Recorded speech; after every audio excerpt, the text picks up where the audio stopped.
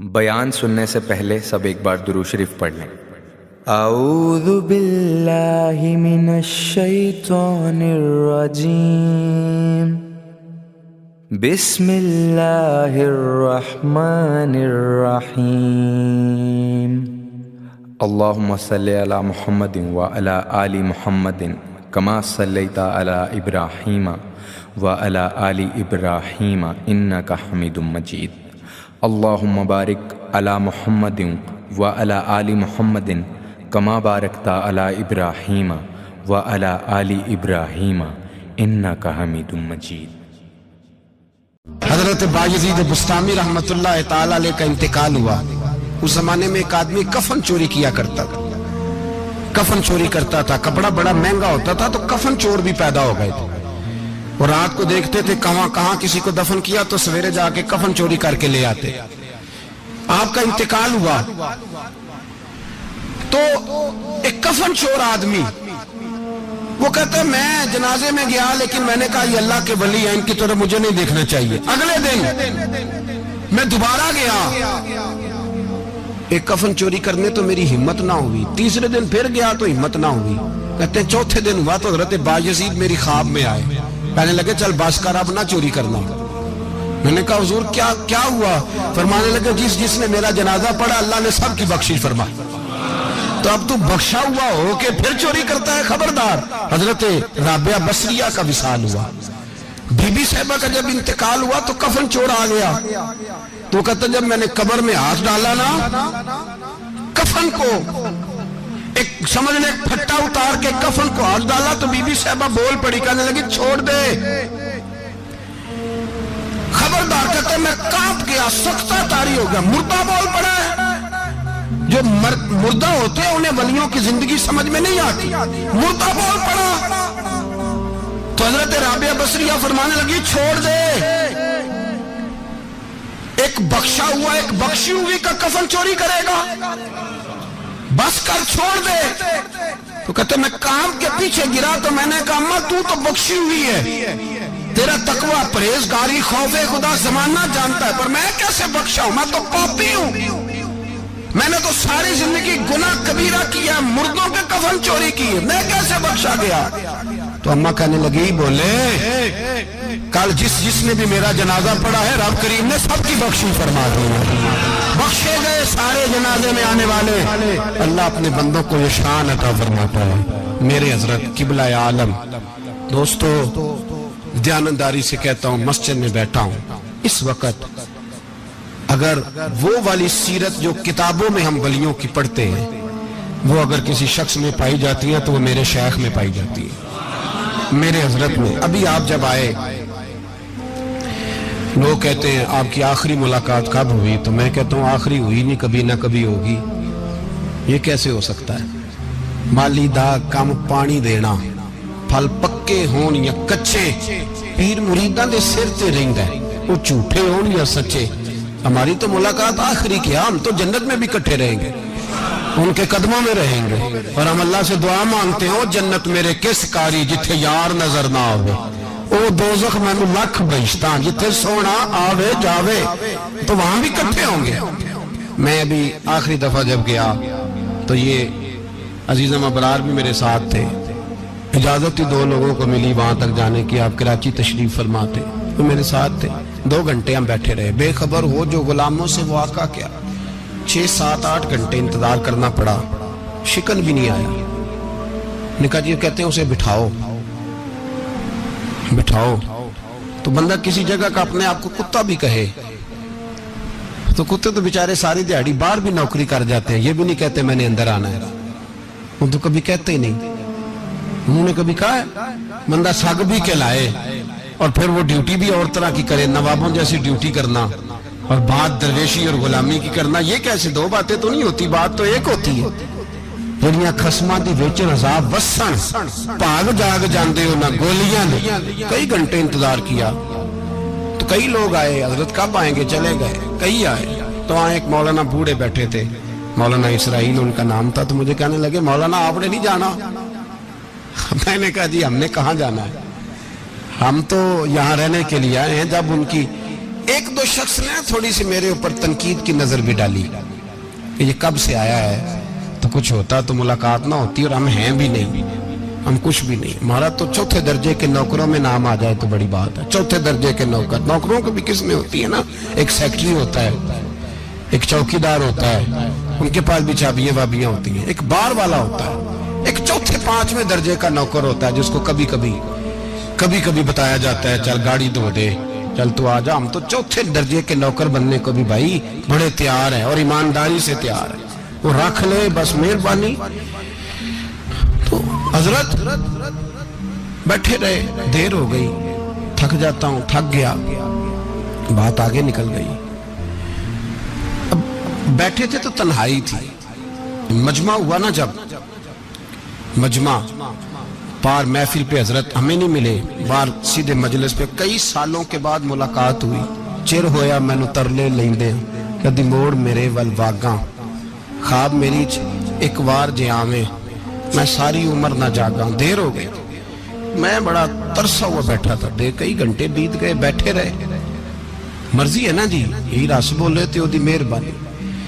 تو دیر کے بعد جب وہاں پہنچے نا، اسٹیج پہ سامنے حضرت کے پاس، حضرت سٹیج پہ آ گئے تو میری طبیعت ہے کہ میں جب اپنے شیخ کے پاس بیٹھتا تھا تو سب سے پیچھے بیٹھنے کی کوشش کرتا تھا، اس لیے کہ بڑھ کے آگے ہونا کمال نہیں، کو پکڑ کے آگے کرے تو پھر بھی تھوڑی سی نوکری قبول ہونے کی بات سمجھو۔ پیچھے بیٹھ گئے ہم لوگ، میں بھی اور ابرار بھی، ہم پیچھے بیٹھ گئے۔ اب وہاں علماء اور مشائخ کا ڈھیر لگا ہوا تھا۔ حضرت کی نظر بظاہر خاصی کمزور ہے، لیکن جب بیٹھے تو یہ میرے ساتھ موجود تھے، آپ گواہی لے سکتے ہیں۔ حضرت نے فوراً نقیب محفل سے کہا کہ وہ پیچھے بیٹھا، اسے تو آگے بلاؤ۔ اور میں جب اٹھا نا تو آپ یقین کریں میرا دل کرتا تھا پھاڑ ڈالوں کپڑے، اور میں یہاں لوگوں کو بتاؤں کہ بے خبر ہو جو غلاموں سے واقعہ کیا ہے۔ ہم لوگ آگے گئے اور جب میں اسٹیج پہ ان کے قدموں میں بیٹھا تو مجھے کہنے لگے بچے کو بھی بلاؤ جس کو ساتھ لائے ہو۔ اور جب میں بیٹھا، ایمانداری کی بات ہے، میں نے سلام لی کان میں نے کہا حضور طبیعت کیسی ہے؟ فرمانے لگے تو جب سے آیا ہے مجھے تب سے پتا ہے تو بیٹھا ہے، تو جب سے آیا ہے مجھے تب سے پتا ہے، اب کل واپس چلے جانا اور جا کے وہاں دین کی نوکری کرنا، تو جب سے آیا ہے مجھے تب سے۔ مجھے فرمانے لگے کہ تو جب سے آیا ہے نا مجھے تب سے پتا ہے، جاؤ نوکری کرو۔ اور ایک جملہ کبھی نہیں بھولتا، فرمانے لگے میں تو تمہارے ساتھ ہی ہوتا ہوں۔ بس بات ختم ہو گئی، معاملات حل ہو گئے۔ باتیں بڑی ہیں، جو کروں تو کیا کروں، کہو تو راز حیات کہہ دوں، حقیقت کائنات کہہ دوں، وہ بات کہہ دوں جو پتھروں کے دلوں کو بھی پاش کر دے۔ مجھے ایک شخص کہنے لگا ہر اسٹیج پہ چھائے ہوئے نظر آتے ہو۔ میں نے کہا کیا کروں، سب سے پیچھے بیٹھا ہوتا ہوں، سب سے پیچھے، لیکن وقت کا غوث اٹھا کے جس کو اسٹیج پہ بٹھائے اسے پیچھے کون بٹھا سکتا ہے؟ ہم وہ جڑیاں گڈیاں اب پہ اڈیاں، ہم نے ان کی زندگی میں رانائی دیکھی ہے، غریب پروری دیکھی ہے۔ میں اتنا بڑا نذرانہ نہیں کبھی ان کو دے سکا۔ میں کسان کا بیٹا ہوں، میں تو ابھی 9th کلاس میں تھا، میرے ابا جی پردہ کر گئے تھے، میں نے بڑی غربت میں وقت گزارا ہے، لیکن مجھے ان کے ارب اور کھرب پتی مرید ہیں۔ کھرب وہاں لوگ کروڑوں روپیہ لے کے لائنوں میں کھڑے ہوتے ہیں، میں غریب باپ کا بیٹا اور مستعار زندگی، لیکن میں نے انہیں عزت دیتے دیکھا ہے، میں نے دیکھا ہے وہ قریب بلانے والے، وہ پیار کرنے والے۔ میں نے ان کی غریب، لوگ کہتے ہیں میرا پیر غریب نواز ہے، اور قسم اللہ کی میرا پیر غریب نواز ہے۔ میں نے غریب نوازی دیکھی ہے، میں نے وہ رنگ دیکھا ہے، میں نے وہ جلوہ دیکھا ہے۔ ان کے نرگسی ہونٹ جب کبھی کبھی میرے پیشانی کا بوسہ لیتے تو مجھے یوں لگتا کہ اللہ نے جتنی خوشبو دنیا میں رکھی تھی میرے شیخ نے ساری میرے وجود کے اندر اڈیل دی۔ بریلی سے جب میری واپسی تھی اور میں پلٹ رہا تھا تو میں ملاقات کرنے گیا، میری طبیعت میں یہ رانائی تھی کہ خدا خیر کرے، اور میں پلٹ رہا ہوں۔ میں ملاقات کر کے جب واپس باہر آ گیا، میرے ساتھ ایک شخص تھا، تو مجھے پھر بلایا، اور جب میں دوبارہ اندر گیا تو مجھے اپنی جیب سے کچھ روپے نکال کے دیے، فرمانے لگے یہ خرچ ہے آنے جانے کا، اور کبھی محسوس نہ کرنا۔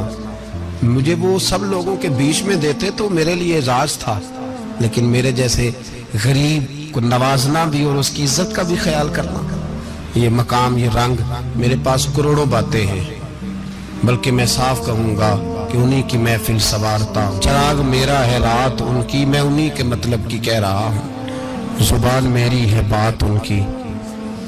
لوگ اپنے ابے کی گدی پہ بیٹھ کے بڑے لوگ ہوتے ہیں، لیکن میں نے بتایا کہ میرے ابا جی کسان تھے، کسی بڑی گدی سے تعلق نہیں، میں کسی جماعت میں کبھی نہیں گیا، کوئی سہارا نہیں لیا۔ مسجد بھی وہ ہے جہاں جب میں آیا تھا تو 3 لوگ نماز کے لیے ہوتے تھے، تو کبھی تیسرا ڈھونڈنا پڑتا تھا۔ جتنے جلوے، جتنی رانائیاں، جتنا حسن، جتنی تازگیاں، اور میرے عزیزوں کے چہروں پر یہ جو نورانیت کا حسن آپ کو نظر آتا ہے نا، یہ میرے حضرت کی ہونٹ سے نکلی ہوئی صرف ایک دعا کا صدقہ ہے، صرف ایک دعا کا صدقہ ہے، صرف ایک دعا کا صدقہ۔ تو بھائی وہ کبھی کبھی یہ شعر پڑھتے ہیں نا میرے عزیز، تو وہ میرے لیے پڑھتے ہیں، میرے لیے شعر پڑھتے ہیں کہ جے کر سائیں وسون کچھ اجیاں نو پھر کیڑا مائی دا لال اجاڑ سکدا ہے، جے کر سائیں وسون کچھ اجیاں پھر کیڑا مائی دا لال۔ طاقت ہے کسی کی، ہمارے سامنے بھی کوئی کھڑا ہو سکتا ہے، کوئی باطل کوئی ہمارے سامنے بھی کھڑا ہو سکتا ہے۔ آپ یقین کریں جتنا دم خم اللہ نے میرے شیخ کی وجہ سے ہمارے سینے میں رکھا ہے، جہاں ہم ہوتے ہیں وہاں ہم ہی ہوتے ہیں۔ میں کوئی سہارا نہیں لیا زندگی میں، کسی کا نام لے کے اپنے آپ کو اونچا نہیں کیا، بس یہ تیری نظر کا کمال ہے اور میری زندگی کا سوال ہے۔ اور اس نظر پہ میں نے کہا مریں گے تو کفن پہ بھی نام لکھائیں گے، اور مریں گے تو قبر پہ کتبہ بھی تیرے نام کا لکھائیں گے، اور یہی جلوے لے کر کے انشاءاللہ جائیں گے، اسی نام سے پہچانے جائیں گے، اور انشاءاللہ وہاں بھی غلاموں کا رنگ نرالا ہی ہوگا۔ باتیں ہو ہی نہیں سکی، بھی تو ایک پہلو کھلا ہے، ابھی تو دفتر پیچھے پڑے، انشاءاللہ پھر ایک نشست رکھوں گا، ان کی باتیں پھر چھیڑوں گا، اور یہ باتیں ہوتی رہیں گی انشاءاللہ تعالی۔ مجھے لوگ پوچھتے ہیں ہر تقریر میں کہتے ہو میرے حضرت فرماتے ہیں، تو میں نے کہا کیا کروں، میں تو فرماتا ہی نہیں۔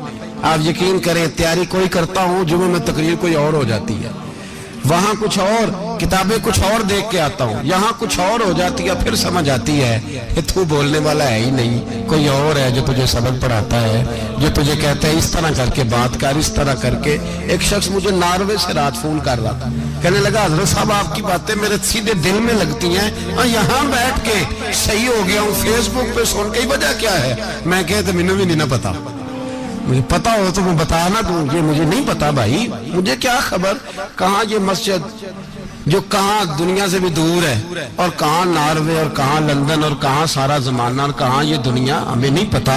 بس اتنی بات ہے کہ مالی دا کم پانی دینا، پھل کچے ہون یا پکے، تو پیر مریداں دے سر تے رہندا ہے، جھوٹے ہون یا سچے، یہ پکی بات ہے، یہ کنفرم بات ہے۔ اور مجھے تو کبھی کبھی لگتا ہے وہ صرف میرا ہی خیال نہیں رکھتے، جو مجھ فقیر سے جو وابستہ ہیں ان کا بھی بڑا خیال رکھتے ہیں۔ کئی دفعہ مجھے اپنے کئی عقیدت مندوں اور مریدوں کے پیچھے ان کے جلوے نظر آتے ہیں، مجھے ایسے لگتا ہے جیسے چھا گئی ہے ان پر میرے حضرت کی نورانیت، مجھے رنگ نظر آتا ہے اپنے درویشوں میں ان کے حسن کا۔ بس دعا کرے تا ابد آستانہ یار رہے، وہ آسرا ہے غریبوں کا۔ سرکار نے فلاح انسانیت کے لیے جو دوسرا کام کیا نا، وہ لوگوں کو احساس دلایا ہے کہ اگر غلطی ہو جائے تو تم نے بندوں کے سامنے اپنے آپ کو کلیئر نہیں کرنا، تم نے تو رب کے سامنے اپنے آپ کو کلیئر کرنا، اللہ کے سامنے تم نے بچنا ہے کہ میرا گناہ معاف۔ اور حضور احساس پیدا کرتے تھے۔ بخاری شریف میں قبیلہ غامدیہ کی اس عورت کا تذکرہ موجود ہے جو خود آئی تھی، کوئی گرفتار کر کے نہیں لایا تھا، از خود آئی۔ احساس پیدا ہو گیا نا گناہ کا۔ یہاں بہت ساری غلطیاں کر کے بھی لوگ جب اپنی بات کرتے ہیں تو کہتے ہیں کبھی یاد تو نہیں کسی کے ساتھ زیادتی کی ہو، یاد تو نہیں کبھی کسی کا، بھئی آپ نے اتنے بڑے ولی ہونے کا دعویٰ کر دیا۔ انسان تو انسان رہتا ہے، بڑے بڑے لوگ کہہ گئے کہ یا اللہ اگر انجانے میں بھی بھول گئے ہیں تو ہم سے درگزر فرما، لیکن جب ہم تیار ہی نہیں ماننے کو. حضرت انس بن مالک کہتے ہیں وہ خاتون آئی، کوئی پکڑ کے نہیں لایا، کسی 14 دنوں کے ریمانڈ پہ نہیں اسے منوایا گیا، اسے وہ خود بخود آئی اور کریم محبوب علیہ السلام کے سامنے جب وہ کھڑی ہوئی تو اتنے درد سے میں نے کم لوگ روتے دیکھے ہیں جس درد سے وہ روئی. عرض کرنے لگی حضور میں غلطی کر بیٹھی ہوں، مجھ سے زنا ہو گیا، مجھے پاک کر دے. تو محبوب کریم علیہ السلام نے فرمایا تو کیسے ثابت کرے گی تو نے گناہ کیا؟ یعنی مجرم کو ثابت کرنا پڑ رہا ہے کہ میں گناہ گار. یہ وہ کمال ہے کہ انسانوں کو احساس ہونے لگے کہ یہاں ہم غلط ہیں. جب اعتراف جرم ہوتا ہے، جب بیماری کی تشخیص ہوتی ہے تو پھر اس کا علاج بھی ہو جاتا ہے. حضرت انس بن مالک کہتے ہیں وہ عرض کرنے لگی حضور میرے پیٹ میں ناجائز بچہ ہے. حضور نے فرمایا جا جب بچہ پیدا ہو تو پھر آنا.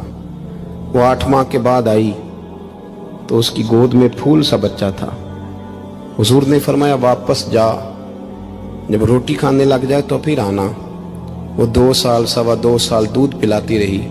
پھر جب آئی تو بچے کے ہاتھ میں روٹی کا ٹکڑا تھا. کریم محبوب صلی اللہ تعالی علیہ وسلم سے آ کے جب اس نے بات کی تو وہ درد سے روئی، کہنے لگی یا رسول اللہ 3 سال ہونے کو ہیں، میں نے گناہ کیا ہے، میں ساری رات سو نہیں پاتی. حضور تڑپتی اگر اس حال میں مر گئی تو اپنے رب کو کیا منہ دکھاؤں، مجھے پاک کر دے، میرے حال پہ رحم فرمائے. محبوب کریم صلی اللہ علیہ وسلم نے بچہ ایک صحابی کو دیا، فرمایا بچوں کی طرح پالنا، اور کہا اسے لے جاؤ، پتھر مار مار کے اسے سنسار کر دو. صحابہ کہتے ہیں اسے پتھر لگ رہے تھے اور حضور بے-چینی کے ساتھ ٹہل رہے تھے. آ کے خبر دی حضور وہ تو وصال کر گئی، انتقال ہو گیا. فرمایا یہاں تک تو بات اس کی تھی. حضرت انس بن مالک کہتے اب محبوب کریم نے صحابیات سے فرمایا اسے غسل دو، کفن پہناؤ، جنازہ تیار ہو جائے تو مجھے خبر کرنا. حضرت انس بن مالک کہتے ہیں غسل ہوا، کفن ہوا، جنازہ تیار ہوا تو حیران ہم تب ہوئے جب میرے محبوب نے فرمایا صفیں بناؤ، میں خود جنازہ پڑھاؤں گا، میں خود جنازہ پڑھاؤں گا. اور سرکار نے جنازہ پڑھایا تو ایک شخص کی زبان سے نکلا حضور اس ملعون کا معاذ اللہ جنازہ جس نے ناجائز بچہ جنا، اس کے لیے آپ دعا کر رہے ہیں، جنازہ پڑھا. حضور فرمانے لگے خاموش ہو جاؤ، تم نے گناہ دیکھا ہے اس کا احساس نہیں دیکھا، تم نے غلطی دیکھی ہے لیکن اس کی توبہ کا انداز نہیں دیکھا. اور صاحب کنز العمال نے یہ لفظ نقل کیے ہیں کہ کریم محبوب فرمانے لگے اس نے تو ایسی شاندار توبہ کی ہے کہ اگر میں اپنی ساری امت میں بانٹ دوں تو اللہ سب کی مغفرت فرما دے گا. احساس جب پیدا ہو جاتا ہے نا اپنے دل کے اندر کہ یہاں میں غلط ہوں. ان العبد اذا اعترف ثم تاب تاب اللہ علیہ او کما قال نبی صلی اللہ علیہ وسلم، رواہ مشکات. حضور نے فرمایا جب کوئی بندہ کہتا ہے نا اللہ میں بھول گیا تھا اور پھر وہ توبہ کرتا ہے تو رب اس کی توبہ کو فوراً ہی قبول فرما لیتا ہے. پہلی بات یہ کہ عقائد کو مضبوط رکھیں، مضبوط عقائد. اور یہ جو آج کل ایک اور ماحول چل رہا ہے کہ تھوڑا ادھر کو تھوڑا ادھر، عقائد وہی درست ہیں جن کی تشریح شیخ عبداللہ محدث دہلوی نے فرمائی. عقائد وہی درست ہیں جن کی بابت حضرت مجدد الفسانی لکھ گئے، اور ان سب کو اگر کھلا کر کے بیان کیا تو امام احمد رضا فاضل بریلوی نے بیان کیا. انہی بزرگوں کی باتوں کو کھول کر ہمارے سامنے رکھا. مضبوط عقائد کی زندگی گزاریں. اور دوسری بات اگر کبھی کوئی غلطی ہو جائے پھر اس کا احساس پیدا کریں، پھر اس سے توبہ کریں. تیسری بات جو فلاح انسانیت کے لیے بڑی ضروری ہے وہ یہ ہے کہ تھوڑا احساس پیدا کریں دوسروں کا. میری زندگی میری ذات سے شروع ہوتی ہے، میری ذات سے. میرے سے ہنس کے بولو، میری بات مانو، میرے پیچھے چلو، میرے آرام میں خلل نہ آئے، میری طبیعت کے مطابق. بھئی آپ کی طبیعت کے مطابق چلیں تو پھر تو آپ بہت بڑے خود غرض ہوئے کہ آپ نے صرف اپنے لیے سوچا. محبوب کریم کا کمال یہ تھا کہ حضور نہ دوسروں کا بڑا احساس فرماتے تھے. آپ بخاری مسلم کی وہ حدیث پڑھیں تو حیران ہو جائیں کہ سرکار فرماتے ہیں میں جب نماز کی نیت باندھتا ہوں تو میرا دل کرتا ہے میں لمبی نماز پڑھاؤں.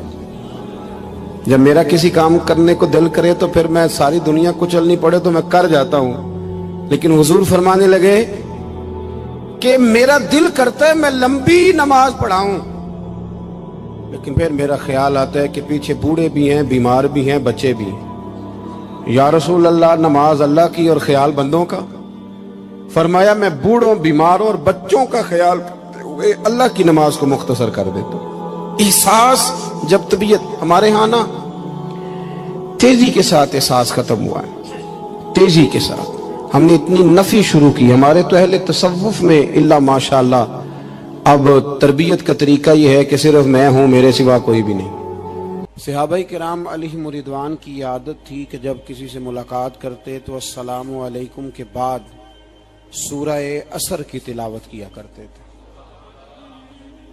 اس کا مقصد ایک دوسرے کو سبق یاد کرانا ہوتا تھا، نئے سرے سے عزم نو کرنا ہوتا تھا۔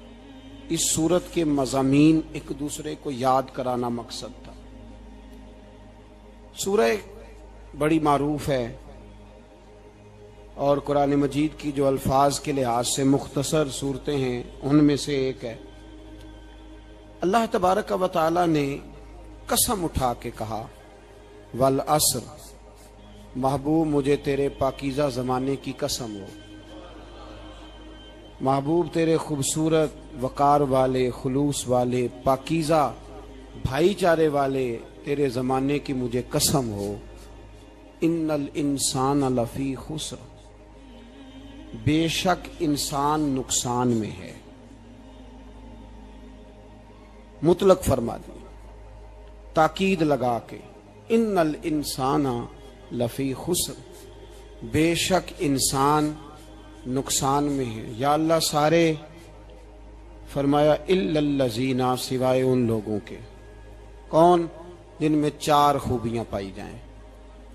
الا الذین آمنوا، ایک تو وہ ایمان لائیں، وعملوا الصالحات، اور پھر نیک اعمال کریں۔ ایمان لائیں، نیک اعمال کریں اور پھر چپ نہ کر جائیں، وتواصوا بالحق، پھر حق بات کا اعلان کریں۔ ایمان لائیں، عمل صالح کریں، تیسرا کام کیا کرنا ہے؟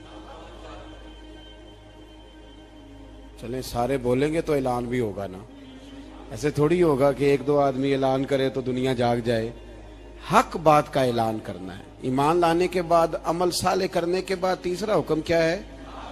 آپس میں حق بات کی تلقین کرو، اور حق بات کی تم تلقین کرو اور پھر تمہیں کوئی کہے کچھ نہ، پھر تم پہ ظلم نہ ہو، پھر تمہیں ستایا نہ جائے، یہ کیسے ہو سکتا ہے؟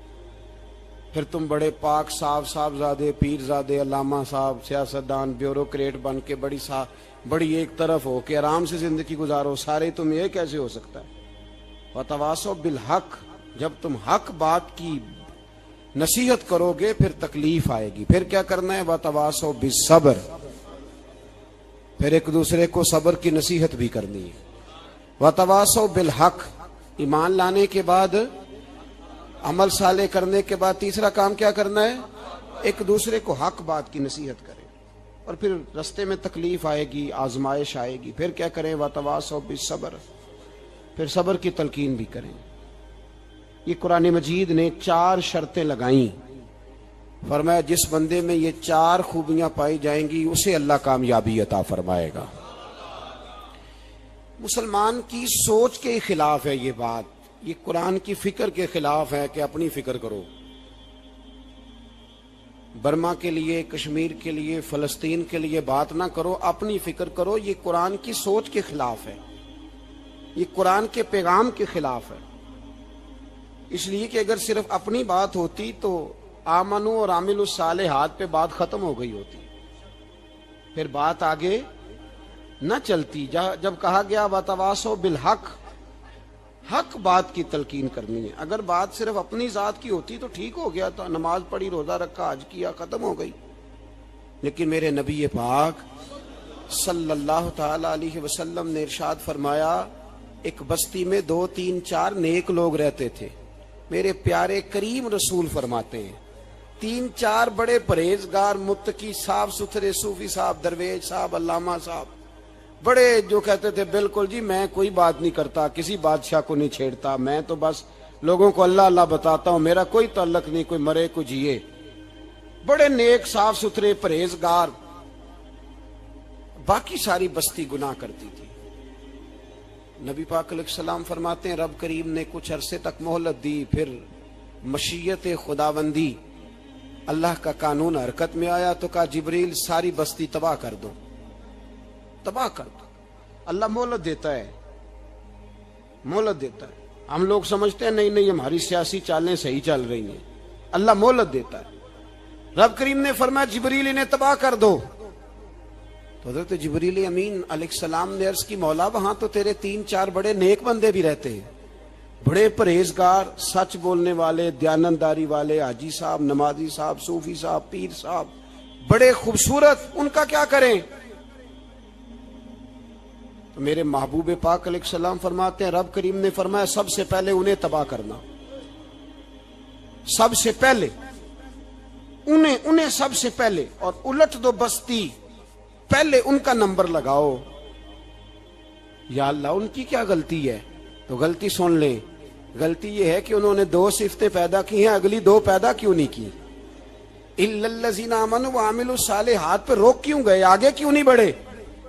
اللہ کریم نے فرمایا جبریل دیکھو نا، میری نافرمانی ہوتی رہی اور ان کے چہرے پر کبھی شکن تک نہیں آیا، لوگ میرا قانون توڑتے رہے، انہیں کبھی برا ہی نہیں لگا، گناہ دیکھ کر کبھی خیال ہی نہیں آیا بدلنے کا۔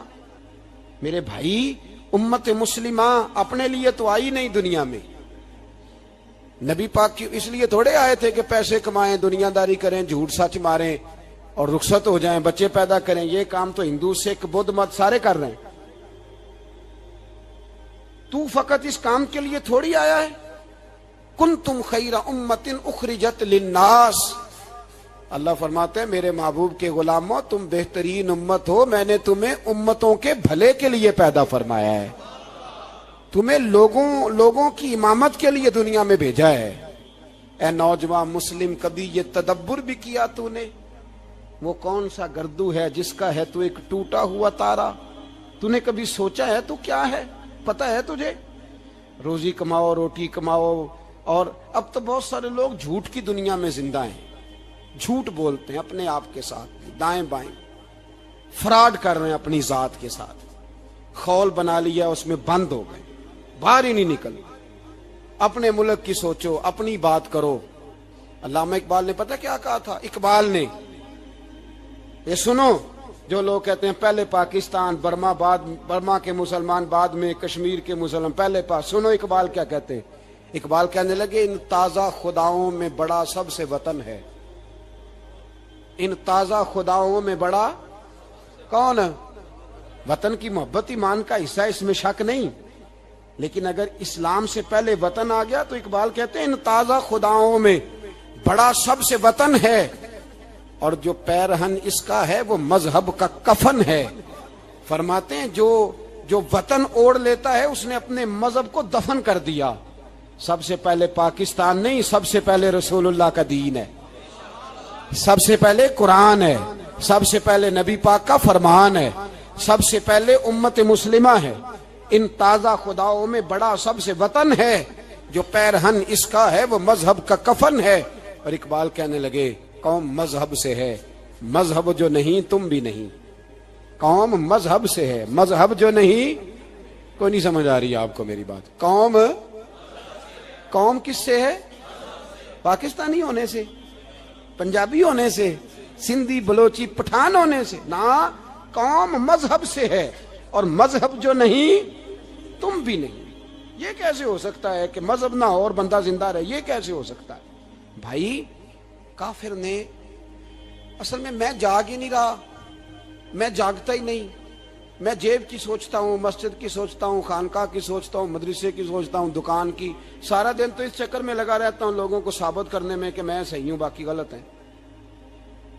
میں تو اپنی ذات کے خول سے اٹھ ہی نہیں رہا، اور مجھے یہ اندازہ ہی نہیں کہ لیبیا سارا کٹ گیا، مصر کے ٹکڑے ٹکڑے ہو گئے، مجھے پتہ ہی نہیں کہ شام، جس کے بارے میں میرے نبی پاک علیہ السلام نے فرمایا مکے اور مدینے کے بعد اللہ نے سب سے زیادہ برکتیں ملک کے شام میں رکھی ہے، اور حضور نے فرمایا جس نے ہجرت کرنی ہو وہ شام جائے۔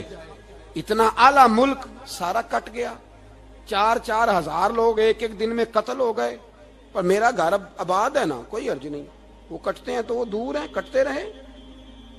فلسطین हमारे यहाँ मेराज की महफिलें बड़ी जम के होती हैं, सारे लोग पढ़ते हैं सुभान अल्लाज़ी असरा बिअब्दिही लैलन मिनल मस्जिदिल हराम इलल मस्जिदिल अक्सा। इन्हें पूछो रोज कुरान मजीद में मस्जिद अक्सा का नाम लेने वालों, तो मस्जिद अक्सा कहते हो तो तुम्हें अल्लाह कितनी नेकियां अता करता है, बताओ तो सही मस्जिद अक्सा किधर है। और अब तो मेरी तरह के मौलवी आदि हदीस सुनाते हैं, कहते हैं मस्जिद नबी में एक नमाज पढ़ो तो 50,000 का सवाब, हरम शरीफ में पढ़ो तो 1 लाख का सवाब। मौलाना हदीस यहां से शुरू नहीं होती, खोलो तो सही कंजुल माल, पढ़ो मुस्नद इमाम मोहम्मद बिन हंबल, हदीस तो यहां से शुरू होती है। मेरे नबी पाक ने फरमाया मस्जिद अक्सा में जिसने एक नमाज पढ़ी 25,000 का सवाब, और मेरी मस्जिद में जिसने एक नमाज पढ़ी 50,000 का सवाब, और अल्लाह के घर बैतुल्लाह जिसने पढ़ी 1 लाख का सवाब। मस्जिद अक्सा का तो जिक्र ही छोड़ गया है। क्यों? वो मस्जिद जिसकी तरफ मुंह करके 15 साल मेरे नबी पाक ने नमाज अदा की। किसने? बोलिएगा।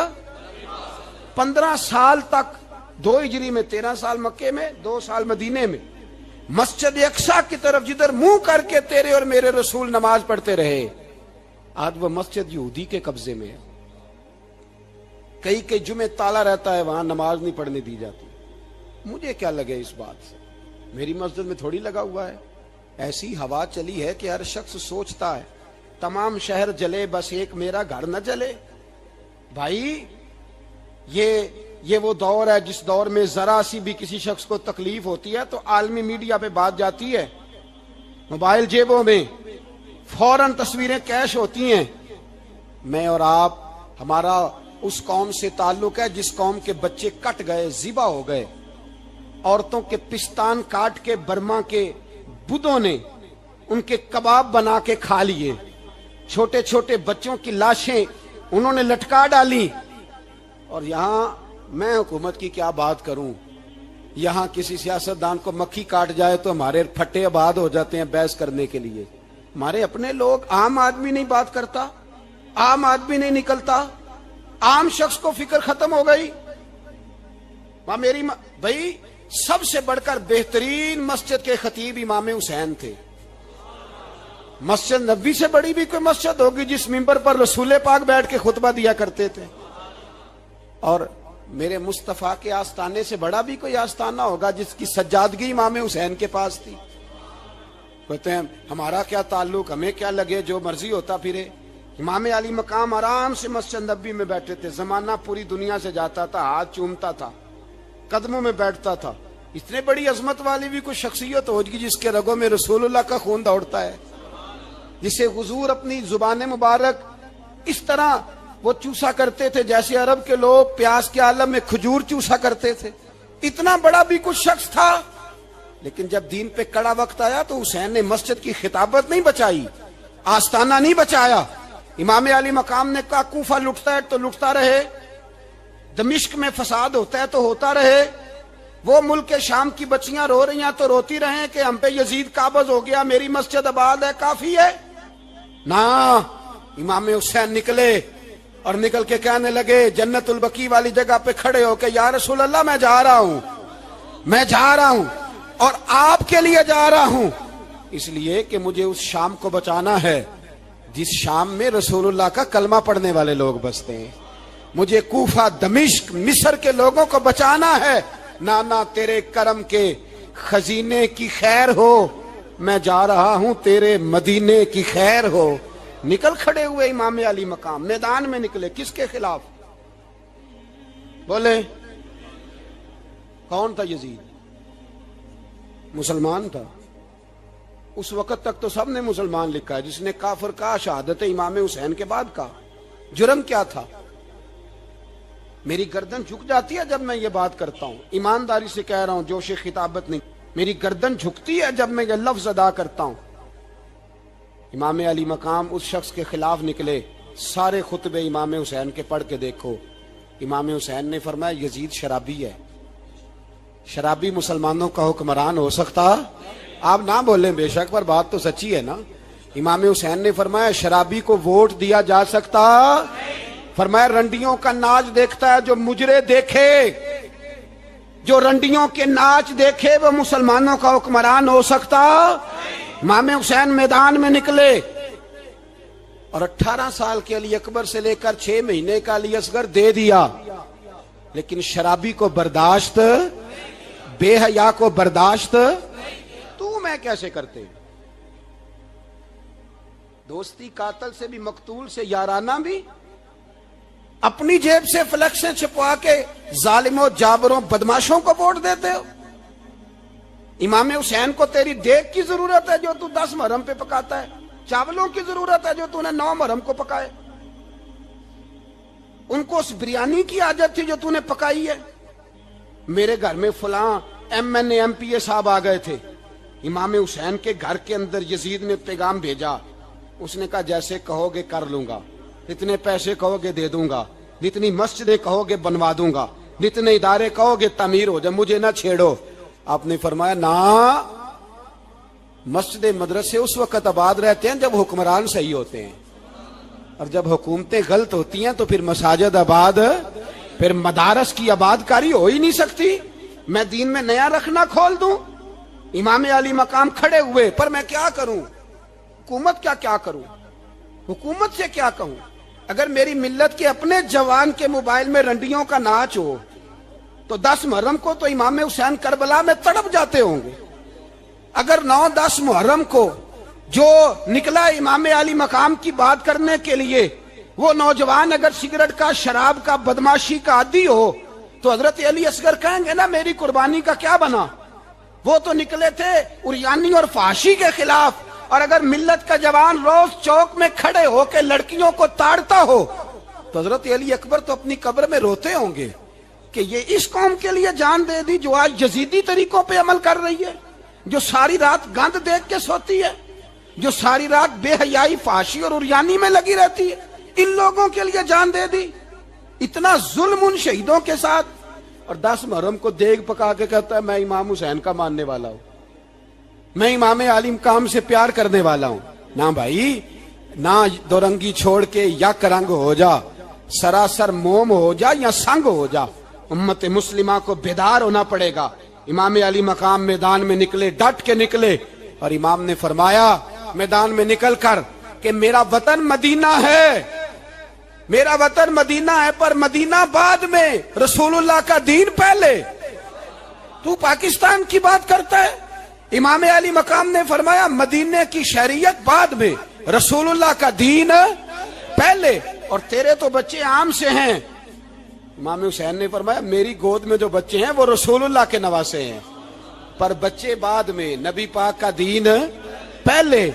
आपने फरमाया तेरी बेटी बड़ी बावकार होगी, उसकी बड़ी इज्जत है, तू कहता है बेटी की वजह से ब्लैकमेल हो गया, लेकिन जो शान खुदा ने हुसैन की बेटी को अता फरमाई, जिन बच्चियों का सर का बाल नंगा हो जाए, सर का बाल नंगा हो जाए, तो इमाम शौरानी फरमाया करते थे अगर मदीने में किसी सैयदजादी के सर का बाल नंगा होता था तो सूरज अपना मुंह छुपा लिया करता था, सूरज छुप जाता था बादलों की ओट में। और मदीने वाले समझ लेते थे कि घर में काम करते करते किसी सैयदजादी के सर का कोई बाल नंगा हो गया। उन शहजादियों का इतना वकार, पर इमाम अली मकाम ने फरमाया बेटियों की फिक्र बाद में, रसूलुल्लाह का दीन पहले। पहले रसूलुल्लाह का दीन कौम मजहब से है, मजहब जो नहीं तुम भी नहीं। याद रख मेरे भाई, इमाम अली मकाम रदी अल्लाह तआला अन्हु ने मैदान में निकलकर पहले मजहब की बात की, और आज दीन नबी दा वांग यतीमा रोवे ते कुरलावे ते आखे मैं किथों लब्बा उमर बहादुर, मैं किथों लब्बा उमर बहादुर जेड़ा मैनू सीने लावे। मासूम बच्चे, मासूम। आज तक किधर है तुम्हारा अक़वाम मुतीदा? बुलाओ ना इसे। भीख मांगते फिरते हो, काफिरों से भीख मांगते हो। बच्चा शाम को घर ना आए तो माँ दरवाजे पे नजर लगा कहती बेटे टाइम पे आ जाया कर, मुझे नींद नहीं आती, वक्त पे। बर्मा की उस माँ से भी जाके पूछो जिसका बच्चा पलट के आया ही कोई नहीं, आया ही नहीं, उससे भी पूछो। बच्चे ने आधी रात को रोटी मांग ली تو فالج زدہ ماں، اس کو فالج تھا، وہ رینگتی ہوئی اٹھی اور اس نے اپنے لال کو روٹی پکا کے دی. باپ کہتا رہا چل چھوڑ، سو جا بیٹے تیری اماں. اس نے کہا نہیں مجھے نیند نہیں آتی، بیٹا بھوکا ہے. اس ماں سے بھی کبھی پوچھ، اس ماں سے جو بنگلہ دیش کے خیمے میں بیٹھی ہے، تو بی بی سی لندن کا رپورٹر کہتا ہے کہ تیری خواہش کیا ہے؟ کہتی کوئی بھی نہیں.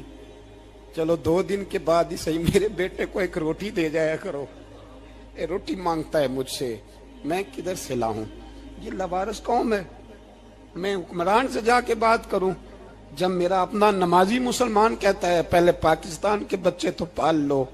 میرے بھائی تجھے خبر ہی نہیں، یہ تو جانا تو کبھی گنبد خضرا پہ، تو میرے مصطفیٰ نے فرمایا من ازا مسلم فقد ازانی. فرمایا جب میرا مسلمان تکلیف میں ہوتا ہے تو میں گنبد میں تکلیف میں ہوتا ہوں، مجھے درد ہوتا ہے، مجھے اذیت ہوتی ہے. پوچھ جا کے محبوب پاک سے. میرے عزیز کسی کو غم ہی نہیں ان لوگوں کا، کسی کو پرواہ ہی نہیں، کچھ سوچتا ہی نہیں ان کے بارے میں. میں اپنے گھر میں مست ہوں، آپ اپنے گھر میں مست ہیں. میرے رسول اللہ کی امت لٹ گئی ساری، جگہ جگہ تباہی. 1 انچ دھرتی پر زمین ایسی نہیں جو کافر کی ہو اور خون بہتا ہو. ایک ریمنڈ ڈیوس امریکی کتا یہاں بند تھا مسلمانوں کے قتل میں. انہیں اپنی قوم کی اتنی فکر تھی، وہ راتوں رات چھڑا کے لے گئے. لیکن میری اور تیری بہن عافیہ صدیقیہ سالوں سے بند ہے. تڑپ کے پوچھا ہے مسلمانوں نے کہ اس کی غلطی تو بتاؤ، اس کا قصور نہیں پر وہ بند ہے. کوئی نہیں بات کرنے والا، کوئی نہیں.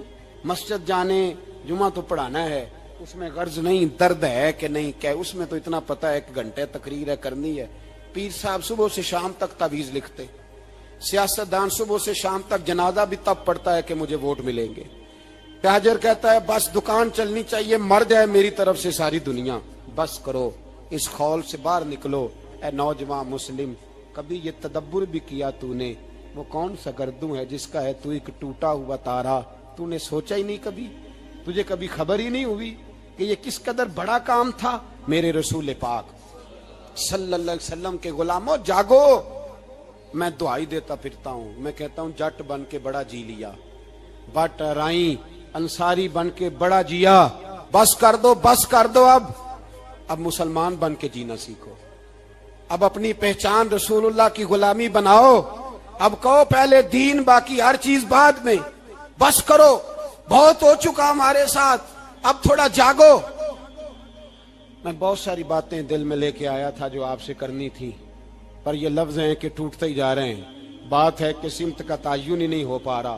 میرے بھائی میں تو کبھی کبھی سوچتا ہوں لگتا ہے رب بھی ناراض ہو گیا ہے اور ہمیں منانے کا طریقہ بھی بھول گیا ہے. نہ ہماری مسجدوں میں تہجد پڑھی جاتی ہے، نہ کسی کو نماز توبہ یاد رہی، نہ کوئی استسقاء والا ہے، کوئی نہیں. جو پیر صاحب کے پاس جا کے بیٹھتا ہے تھپکی دیتے ہیں، کہتے ہیں جا تیرا کام ہو جائے گا موج کر. کبھی نہیں کو کہتا توبہ بھی کر، استغفار بھی پڑھ، یہ داڑھی پوری کر، دین رسول اللہ کا اس کی طرف تو توجہ کر. کوئی تبلیغ ہی نہیں کرتا، سارے پھوکا پھاکی پہ لگ گئے ہیں. کوئی خیال ہی نہیں آ رہا کسی شخص کو کہ ہماری تباہیوں کا سبب کیا ہے. کہ علاقہ تک قبرص فتح ہوا، تمام لوگ نعرے لگا رہے ہیں. حضرت ابو ذر غفاری کونے میں بیٹھ کے رونے لگ گئے. مسلمانوں کو فتح ملی، سب لوگ نعرے لگا رہے ہیں، خوشی ہو رہی ہے کہ علاقہ فتح ہو گیا. حضرت ابو ذر غفاری رونے لگے اور تڑپ کے روئے. لوگوں نے کہا ابو ذر کیوں روتے ہو؟ آپ فرمانے لگے یہ لوگ برسوں سے قابض تھے اس شہر پر، یہ جن لوگوں سے آج ہم نے لیا ہے یہ برسوں سے، دل کے کانوں سے کھل سننے والی بات ہے. فرمانے لگے یہ برسوں سے قابض تھے، انہوں نے اللہ کی نافرمانی کی ہے تو آج علاقہ ان کے ہاتھوں سے نکل گیا ہے. میں رو اس لیے رہا ہوں کہ خدایا کہیں ہم سے بھی نافرمانی نہ ہو اور یہ ہمارے ہاتھوں سے بھی نہ نکل جائے. شام نکل نہیں گیا ہمارے ہاتھوں سے، لیبیا نکل گیا، مصر نکل گیا، عراق نکل گیا، افغانستان نکل گیا. اور اگر دیکھو تو بالواسطہ بلا واسطہ ہر جگہ کافر کا ڈیرا. وہ رو رہے ہیں، کہتے ہیں جب قوم اللہ کی نافرمانی کرتی ہے تو علاقے نکل جاتے. تڑپ رہے ہیں. مجھے کوئی فکر نہیں، کوئی نہیں رویا مصر کے جانے پر، کوئی نہیں رویا لیبیا کی تباہی پر، شام کے بچوں پہ کوئی نہیں رویا. ہم لوگ یہاں عید مناتے رہے, عید پر لوگ نئے کپڑے لیتے رہے, اور برما کے مسلمانوں کو کفن تک نصیب نہ ہوا. کوئی نہیں تڑپا ان لوگوں پر, کسی کو خیال نہیں آیا. صاحب, امام علی مقام کی فکر کو سمجھو, اس پر غور کرو. بس کر دو, نیند بڑی لمبی ہو گئی, اب اٹھو اس بیداری سے, اٹھو. جب قومیں نافرمانی کرتی ہیں تو ملک چھن جاتے ہیں, اور کافر باری باری کر کے باریاں لگا رہا ہے. باری باری تمہیں کئی دفعہ دھمکیاں دے چکا ہے, وہ تمہارا نمبر کئی دفعہ لگا چکا ہے. اب خواب غفلت سے اٹھ جاؤ, آگ پیروں تک آ گئی ہے, ایسا نہ ہو جلا ڈالے سارا کچھ. حضرت سیدنا ابو ذر غفاری رو کے فرمایا کرتے تھے, جب تم نافرمانیاں کرو گے تو علاقے تمہارے ہاتھوں سے نکل جائیں گے. سو نکل گئے. غوث اعظم کے بغداد پہ کئی دفعہ بم گرے, مولا علی شیر خدا کا شہر نجف کئی دفعہ بم کی نظر ہوا, امام علی مقام کے کربلا میں اب تک کئی دفعہ جنگیں ہو چکی, اس لیے کہ ہم نافرمانی کرتے ہیں, علاقے چھن جاتے ہیں. دوسری بات یہ کہ پھر ہمیں وہ طریقہ بھی نہیں آتا جس سے رب کو منایا جاتا ہے. آپ یقین کریں, مسلمان پہ ایک 5 وقت کی نماز ہے, وہ بھی بوجھ ہے. 2.5 گھنٹے کی تقریر اور 5 منٹ کی جماعت میں لوگ بھاگتے پھرتے ہیں, بڑا مشکل ہے. آج تک مسلمان ایک 5 وقت نماز پڑھنے کے لیے بہانے ڈھونڈ رہا ہے, ابھی تک. تو وہ مسلمان کہاں سے آئیں گے جو رات کو رویا کرتے تھے, راتوں کو اٹھ کے روتے تھے, تو سویرے اللہ کافر کے مقابلے میں اتنی مدد کرتا تھا کہ 10 مسلمان لاکھوں کو بھگا دیا کرتے تھے. اس لیے کہ مدد کس کی شامل ہوتی تھی؟ بول کے بتائیے, کون مدد کرتا تھا؟ کیونکہ دیکھیں نا, یہ ہمیں طریقہ بتایا نبی پاک نے.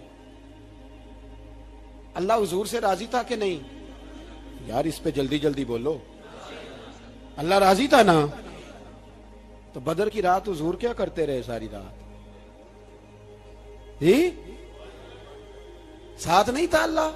وہ تو وہاں سے فرما رہا ہے غار ثور سے, ان اللہ معنا.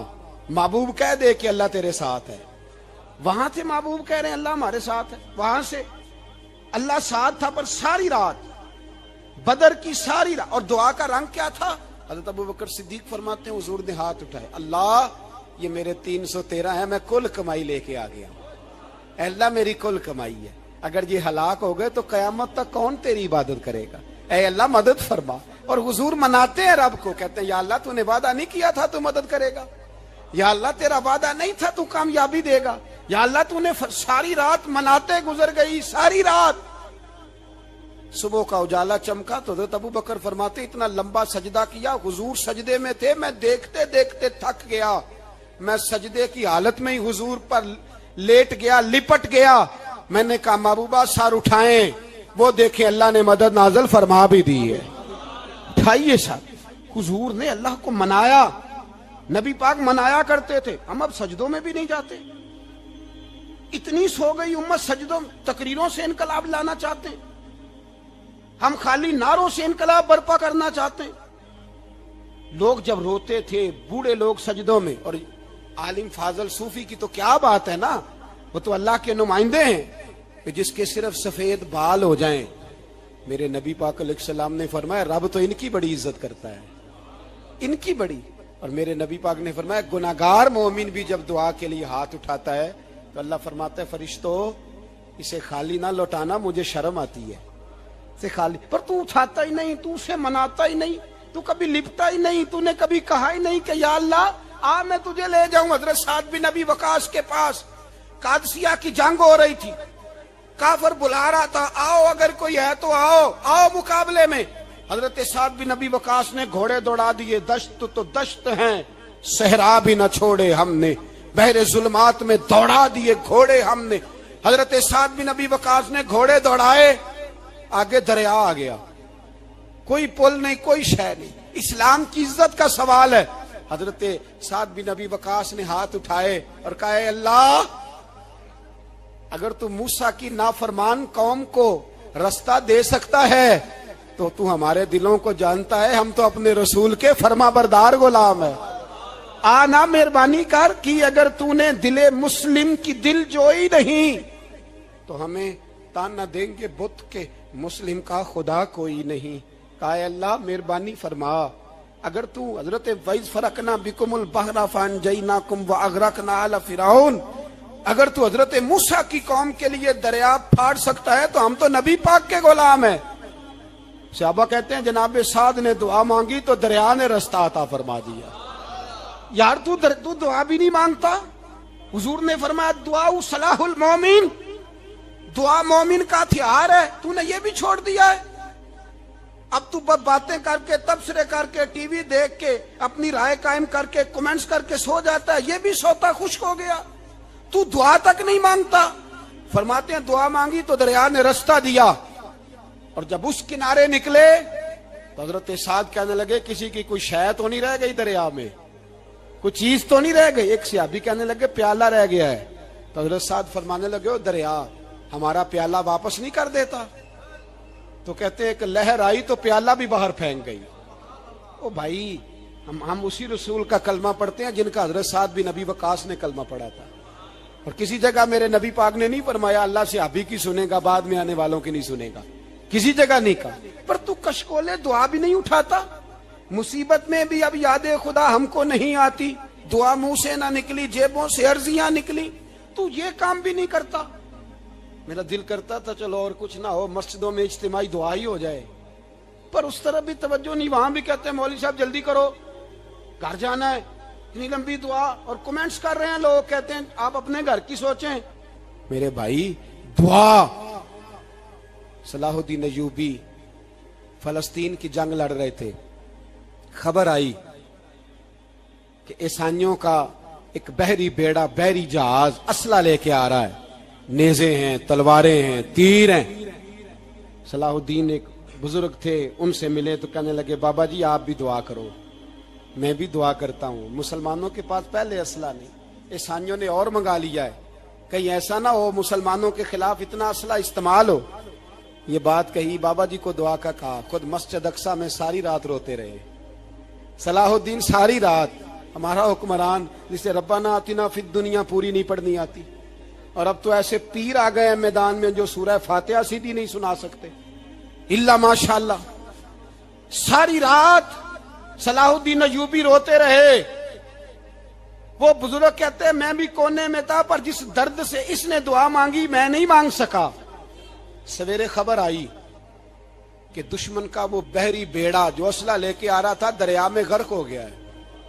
صبح خبر آئی تو وہ شخص ایک آگے بابا جی سے کہنے لگا بابا جی وہ بحری بیڑا دریا میں غرق ہو گیا. تو بابا جی رو پڑے، کہنے لگے دریا میں غرق نہیں ہوا، صلاح الدین ایوبی کی آنسوؤں میں غرق ہو گیا ہے. اس کے آنسوؤں میں غرق ہو گیا ہے، اس نے رب سے دعا ہی ایسی مانگی اس کے آنسوؤں میں. تو دعا بھی نہیں مانگتا میرے بھائی مسلمانوں کے لیے، تو دعا بھی نہیں مانگتا. امام حسین میدان کربلا میں تھے. ایک راوی کہتا ہے 3 دن پانی بند رہا ہے، روٹی بند رہی ہے، پر قرآن پاک کی تلاوت 1 منٹ کے لیے بھی بند نہیں ہوئی، دعا اور التجا 1 منٹ کے لیے بھی بند. حسین کے خیمے سے یہ آواز بار بار آتی رہی یا اللہ استقامت بھی دے اور صبر بھی عطا فرما. دعا کا رستہ بند، تلاوت بند نہیں ہوئی، اللہ کی بارگاہ میں سجدے بند نہیں ہوئے، تو چھوڑ گیا ہے. تو دعا تک نہیں مانگتا. دعا تو انقلاب برپا کر دیتی ہے، دعا تو حالات بدل دیتی ہے، دعا تو تبدیلی لے آتی ہے. کوئی بیٹھا ہوا مجھے دور دعا دیتا ہے، بس دعا دیتا، فقط دعا دیتا ہے. کوئی بیٹھا ہوا مجھے دور دعا دیتا ہے، میں ڈوبتا ہوں پر سمندر اچھال دیتا ہے. وہ بھائی تو دعا بھی چھوڑ گیا. پہلی بات آپ کی خدمت میں یہ ہے کہ جاگیں، مسلمان بنیں. دوسرا کچھ نہیں کر سکتے تو دعا تو کر سکتے ہیں نا، دعا کا رستہ اپنائیں. اور پھر میرے نبی پاک علیہ السلام نے 2 باتیں فرمائی، کان کھول کے سن لینا. 2 باتیں حضور نے فرمایا ایک وقت آئے گا کہ میری امت کے خلاف کافر ایک دوسرے کو آوازیں دیں گے آؤ مسلمانوں کو ماریں، آؤ مسلمانوں. تو صحابہ نے کہا یا رسول اللہ کیوں، ہم تھوڑے ہو جائیں گے؟ فرمایا نہیں تم بہت زیادہ ہوں گے. 56 اسلامی ملک ہیں دنیا میں، کتنے بول کے بتانا ہے؟ اتنا سا برما ہے. کسی غیر مسلم کا کتا مر جائے تو یہ چیخ پڑتے ہیں، اور یہاں کہتی ہے اقوام متحدہ کہ جی وہ ہمیں داخل نہیں ہونے دے رہے، تو بند کرو پھر سلامتی کونسل، تحلیل کر دو، اقوام متحدہ ختم کرو۔ اگر تمہاری کو سنتا نہیں تو بنائی کیا ہے؟ صرف مسلمانوں کو پریشرائز کرنے کے لیے۔ اور ہمارے مسلمان بھیک مانگتے پھرتے ہیں، کہتا ہے کہا ہے ہم نے اقوام متحدہ سے، اب تم اپنے لیے کافر سے بھیک مانگو گے، کافر سے بھیک مانگو گے؟ میرے عزیز، نبی پاک علیہ الصلوۃ والسلام نے فرمایا کافر ایک دوسرے کو بلائیں گے مسلمانوں کو مارے، یا رسول اللہ ہم تھوڑے ہوں گے، فرمایا بہت زیادہ ہوں گے، تو حضور کیا ہوگا؟ فرمایا تمہیں وہن ہو جائے گا۔ یا رسول اللہ وہ کیا ہے؟ فرمایا دنیا سے پیار ہو جائے گا، مرنے کو دل نہیں کرے گا، دنیا سے اور مرنے کو۔ اس وقت سمجھ لینا کافر تم پہ حاوی ہے۔ میں اپنا اندازہ کروں، آپ اپنا کریں، مجھے دولت سے کتنا پیار ہے اور آپ کو کتنا پیار ہے؟ جھاگ کے سنیں یہ لفظ رسول پاک کے صلی اللہ علیہ، حضور نے فرمایا جب تجھے دنیا سے پیار ہو جائے، دولت سے پیار ہو جائے، اقتدار سے پیار ہو جائے، اور جب تجھے موت بری لگنے لگے، تیرا مرنے کو دل نہ کرے، پھر کافر تیرے اوپر چڑھ آئے گا۔ آج دولت ہی تو رہ گئی ہے، باقی بچا کیا ہے؟ میں اکثر کہتا ہوں شادیاں نہیں ہوتی، تجارتیں ہوتی ہیں۔ لڑکی والے کہتے ہیں کہ لڑکا زیور کتنا ڈالے گا، لڑکے والے کہتے ہیں لڑکی جہیز کتنا لائے گی۔ تجارت، ہر جگہ دولت، ہر جگہ پیسہ، ہر جگہ سرمایہ۔ جہاں جس معاشرے میں تلاوت بکے، نعت بکے، تقریر بکے، اس سے زیادہ اور تباہی کا معاملہ کیا ہوگا؟ میرے عزیز، میرے رسول پاک علیہ الصلوۃ والسلام کے صحابہ کے قریب دنیا داری آ سکی نہیں آئی۔ حضرت ابو بکر صدیق نے پانی مانگا تو لوگوں نے دودھ دیا، فرمایا پیچھے کرو، ابو بکر نے نعمتیں چھوڑ دی ہیں۔ اب ابو بکر وہ والا کام کرتا ہے جو رسول پاک نے کیا ہے، فرمایا نہ دودھ شاید پیش نہ کرو، جو مانگتا ہوں بس وہ دو۔ حضرت ابو بکر صدیق نے بڑے مالدار تھے، حضرت عمر فاروق رضی اللہ تعالیٰ عنہ کے پاس صحابہ کرام جمع ہو کے آئے، کون سا ایسا شخص ہے جس کی تنخواہ میں اضافہ ہو جائے؟ تو لوگ کہتے ہیں نہیں مجھے نہیں چاہیے، پر ہم نے وہ لوگ دیکھے ہیں۔ حاجی صادق صاحب کو مسجد والوں نے کہا 1000 روپیہ تنخواہ بڑھانی ہے، تو حاجی صاحب کہنے لگے میرا بڑا سونا گزارا ہوں ہے، مینوں نہیں بڑے نے۔ حضرت سیدنا عمر فاروق رضی اللہ عنہ صحابہ اکٹھے ہو کے گئے، کہنے لگے عمر حضور کے زمانے میں بظاہر غربت رہی، جناب صدیق اکبر کے زمانے میں غربت، اب تو بڑی ریل پیل ہے، بحرین سے لاکھوں کا مال آتا ہے، آپ کو بڑے بڑے سفیر ملنے آتے ہیں، پر آپ وہی پرانا کرتا اور وہی تامت جو کئی جگہ سے سی آپ نے کئی جگہ سے پھٹی۔ اور حضرت عمر ایک دن عید کی نماز پڑھانے گئے تھے تو ننگے پیر ہی چلے گئے۔ لوگوں نے کہا جوتا، فرمایا ٹوٹ گیا تھا یار، پہننے کے قابل نہیں تھا۔ فرمایا ننگے پیر آ گئے اور لوگ کیا کہیں گے؟ فرمایا چھوڑو، عمر کے پاؤں ننگے ہیں لیکن عمر کے کردار میں تو کوئی شک نہیں نا، پیر ہی ننگے ہیں نا، کیا ہوا؟ چھوڑو اس بات کو، کوئی پیار نہیں دنیا داری سے، دولت سے، کوئی چکر ہی نہیں۔ حضرت سیدنا عمر فاروق رضی اللہ تعالیٰ عنہ کو صحابہ نے اکٹھے ہو کے کہا، یہ ہے امت کے بیدار ہونے کے طریقے جو عرض کر رہا ہوں۔ کہا جناب آپ اب بڑا مال غنیمت ہے، اور جس طرح ہر صحابی کا حصہ ہے آپ کا بھی حصہ ہے، تو ایک نیا کرتا ہی ڈال لیں آپ خرید کے۔ اب جب مشورہ ہو گیا صحابہ میں تو کہنے لگے عمر سے بات کون کرے گا؟ نیا کرتا پہننے کی عمر سے بات کس کو برا لگتا ہے جی؟ نیا کرتا کون بات کرے گا؟ حضرت سیدنا علی المرتضیٰ کا انتخاب ہوا، کہنے لگے مولا علی کی بڑی عزت کرتے ہیں، ان سے بڑا پیار کرتے ہیں، ان سے بات کرتے ہیں۔ تو حضرت علی کو بلایا گیا، عرض کی حضور مہربانی فرمائیں، حضرت عمر سے کہے نئے کرتے کے لیے۔ آپ فرمانے لگے عمر میری بڑی قدر کرتا ہے، بڑی بات سنتا ہے، پر یہ والا کام نہیں میں عمر سے کہہ سکتا، یہ کسی اور سے کہو۔ تو کہنے لگے آپ رہنمائی کر دیں، کس کو کہیں؟ تو جناب علی المرتضیٰ فرمانے لگے اگر حضرت عائشہ صدیقہ سے کہو گے تو عمر فوراً مان جائے گا، وہ مومنوں کی ماں ہیں۔ صحابہ حضرت عائشہ کے پاس، اماں جی عمر کو بلائیں، ان کو کہیں بڑے بڑے سفیر آئے ہوتے ہیں، وہی پرانے کپڑے پہن کے بیٹھ جاتے ہیں۔ اللہ اکبر۔ حضرت عائشہ نے پیغام بھیجا، فرمایا عمر کو بلاؤ۔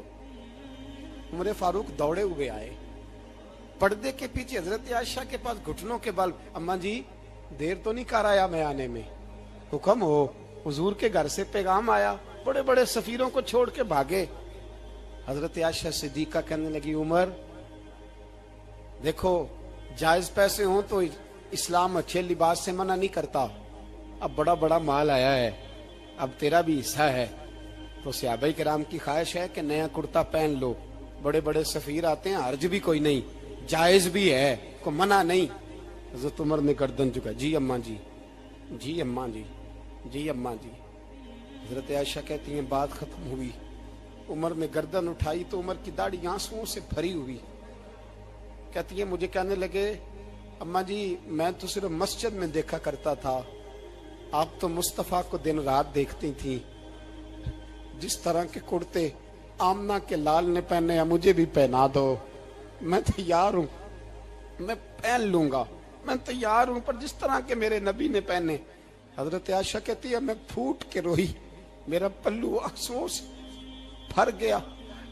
फरमाती है मैं उमर की बात सुनती गई तो मेरा पल्लू आंसुओं से, मैंने कहा उमर तू जा, तू ठीक है। फरमाती है उमर फारूक सलाम करके उठे, अमीरुल मोमिनीन चले गए, इस कोने में सहाबा छुपे हुए थे, वो आए, कहा अम्मा जी क्या बात हुई, तो मैं फिर रो पड़ी। मैंने कहा क्या बताऊं, तुम्हें पुराने कुर्ते नजर आते हैं, उसे मोहम्मद अरबी के जलवे नजर आते हैं, उसे रसूलुल्लाह का रंग नजर आता है, उसे वो गुलामी नजर आती है। उमर को दुनिया से प्यार, और दुनिया से प्यार नहीं था, दुआ पता क्या थी, यूं झोली उठा के अल्लाह मरजुकना शहादतन फी सबीलिक वजल मौत फी बलद हबीबिक, अल्लाह उमर को बिस्तरे वाली मौत न देना, मौत शहादत की देना, पर मैं मैदान में जाके नहीं मरना चाहता, मुझे रसूलुल्लाह के शहर में मौत चाहिए, बाहर जाके नहीं, यही मैदान लगे मदीने में, यही मौत आए, असबाब बना, मैं मदीना भी नहीं छोड़ना चाहता। ओ भाई इन लोगों को नहीं प्यार था। जनाब सिद्दीक अकबर का विसाल हुआ तो जहर के असर से, वो जो आपको जहर लगा था, बाद मुफस्सिरीन ने लिखा है कभी कभी वो जो सांप ने डसा था तो कभी कभी उसका असर आता था, बस अल्लाह ने शहादत देनी थी कभी कभी, वरना तो बड़ी शिफाएं थी। हजरत उमर शहीद, हजरत उस्मान, जनाब अली, इमाम हसन, इमाम हुसैन, अली अकबर, अली असगर, हजरत अब्बास, हजरत साद बिन माज, हजरत अमीर हमजा, मुसअब इब्न उमैर। मेरे महबूब ने तो लिस्ट बनाई शहीदों की, लिस्ट बनाई शहीदों की। शहादत से प्यार किया रसूलुल्लाह सल्लल्लाहु अलैहि वसल्लम के गुलामों ने, प्यार किया शहादत से, इसीलिए तो काफिर उठ नहीं सका कि शहादत से हजरत साद बिन माज रदी अल्लाह तआला अन्हु को जख्म लग गया, जंग से जिंदा आ गए लेकिन जख्म है, रो के कहने लगे महबूबा सारे शहीद हो गए, मैं ऐसे ही रह गया। हुजूर ने फरमाया नहीं, रब तुझे भी शहादत की मौत ही अता फरमाएगा। उसी जख्म में पर्दा हो गया। मेरे भाई हजरत अमर बिन जमू रदी अल्लाह तआला अन्हु 4 बेटे लेके ओहद के मैदान में आए, कहा महबूबा मेरे 4 ही थे, मैं सारे ले आया हूं, सारे ही कबूल है? और मैं ठीक है। फिर खुद भी जीरा पहन ली, एक टांग से लंगड़े थे, टांग छोटी थी। हुजूर ने फरमाया तूने क्यों लिबास पहन लिया है? कहा हुजूर मैंने भी तो जिहाद पे जाना है ना। हुजूर ने फरमाया तेरे 4 बेटे जो जा रहे हैं। तो कहा या रसूलल्लाह क्या लंगड़े जन्नत में नहीं जा सकते? हुजूर लंगड़े अल्लाह को कबूल नहीं, मैं नहीं जा सकता। तो मेरे नबी पाक सल्लल्लाहु अलैहि वसल्लम ने फरमाया नहीं, जन्नत तो तेरा इंतजार कर रही है। कहा हुजूर फिर मैं भी जाऊंगा, बच्चे जाएंगे तो मैं भी जाऊंगा। एक बीबी ओहद के दिन 3 साल का बच्चा लेके घर से निकली, बीबियों को कहती है मेरा खामद भी बदर में शहीद हुआ, भाई भी और बाप भी। आज हुजूर ने फिर बुलाया है, दिल करता था कोई जवान बेटा होता तो मैं पेश करती, पर अब मेरे पास ये 3 साल का ही है। बच्चा लिया, मदीने में मस्जिद नबवी में हजरत बिलाल से कहने लगी 2 मिनट हुजूर का दीदार चाहिए। नबी पाक आए, कैसे आई हो? कहने लगी महबूबा मैं शहीद की बेटी, शहीद की बहन, शहीद की बेवा हूं, मेरे पास अब जवान तो कोई नहीं, ये 3 साल का ही है। हुजूर ने मुस्कुरा के फरमाया ये करेगा क्या करेगा? कहने लगी हुजूर सुना है असला थोड़ा है, ढाल की जरूरत है, लोहे की ढाल होती थी, जब तलवार आती थी तो आगे की जाती थी। कहा महबूबा میرا شہید کی اماں بننے کو بڑا دل کرتا ہے، یہ میرا 3 سال کا لے جاؤ، جب تیر آپ کی طرف آیا تو میرا بیٹا آگے کر دینا، یہ ڈھال کا کام تو دے گا نا۔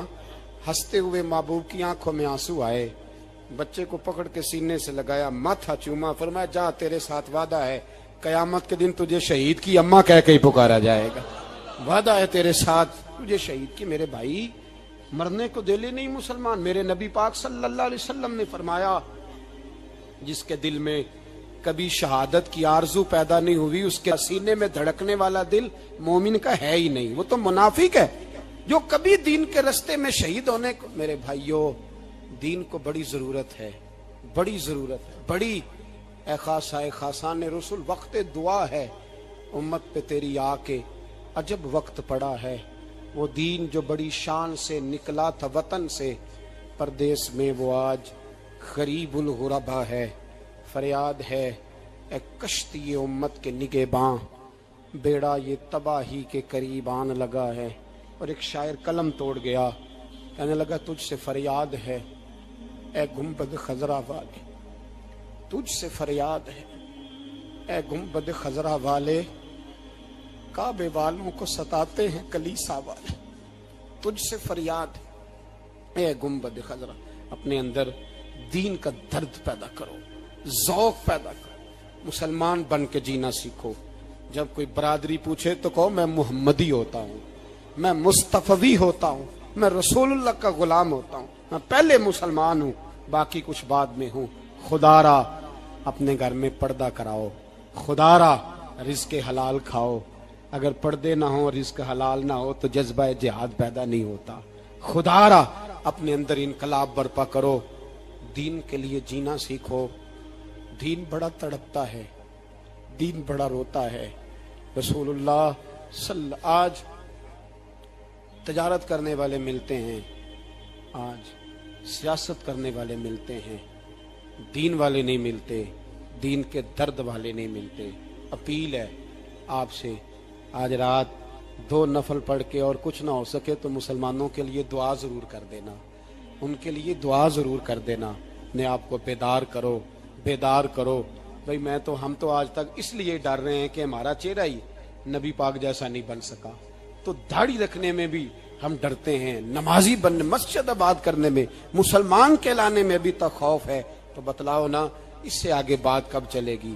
جہاد کی بات تو بڑی آگے جا کے ہے۔ بدل جاؤ، رسول اللہ کا غلام بن کے جینا سیکھو، نبی پاک صلی اللہ علیہ وسلم کی غلامی کا پٹا اپنے گلے میں ڈالو۔ یہی امام حسین کی سوچ ہے، یہی امام علی مقام کا پیغام ہے، اس کو کبھی فراموش نہ کرنا۔ امام حسین ہمیں بتا گئے سارا کچھ لٹ جائے پر دین کے اندر کوئی نقص واقعہ نہ ہونے پائے، کوئی شرابی، کوئی بے ایمان، کوئی لٹیرا کبھی اس کے سپورٹر نہ بننا۔ ہمیشہ وہ کسی شاعر نے کہا تھا ہم سے نہ رقم ہوں گے قصیدے یزید کے، کسی نے کہا کسی ظالم نے میری سپورٹ کر، میری بات کر، تو اس نے کہا ہم سے نہ رقم ہوں گے قصیدے یزید کے، کیونکہ ہم لوگ تو حسین کے سیرت نگار ہیں۔ بسم اللہ الرحمن الرحیم۔ اللہم صلی علی محمد وعلی آل محمد کما صلیت علی ابراہیم وعلی آل ابراہیم انک حمید مجید۔ اللہم بارک علی محمد وعلی آل محمد کما بارکت علی ابراہیم وعلی آل ابراہیم انک حمید مجید۔